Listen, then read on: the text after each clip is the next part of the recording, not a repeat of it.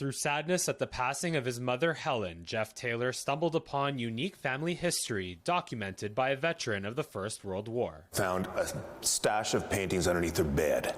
So about 8, 9, 10 of these were underneath her bed wrapped in sheets, and we realized, oh, this is kind of special. What can we do with this? Paintings by Jeff's great-uncle Ernie Jeffries, who served for the Canadian Cyclist Corps in the First World War.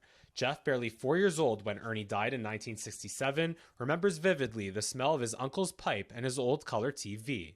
Intrigued by his history, Jeff wanted to learn more about Ernie's time on the front lines through the Canadian War Museum. He was at Vimy, he was at the Somme, he was at Ypres, he was gassed at Passchendaele.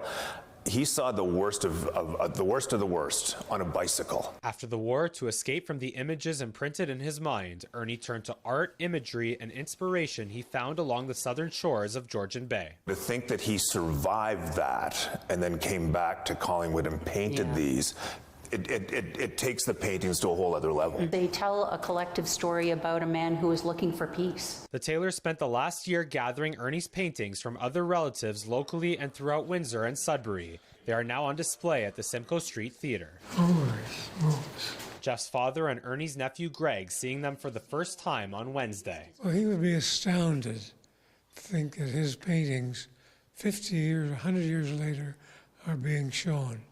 He'd be dazzled. 16 of them will be auctioned off in support of the foundation for Collingwood Marine General Hospital, where Helen was also committed to service as a longtime volunteer. We're certainly touched by the entire story and how incredible it is, and we appreciate all their support. The story of Ernie's unit, the Canadian Cycling Corps, is also featured in a book by Ted Glenn, an author and Humber College professor. Ted Glenn will be speaking next Thursday here at the Simcoe Street Theatre as the auction for 16 of Ernie's paintings continues until the end of January. The hope is that it will raise at least $10,000 for the CGMH Foundation. Mike Lang, CTV News, Collingwood.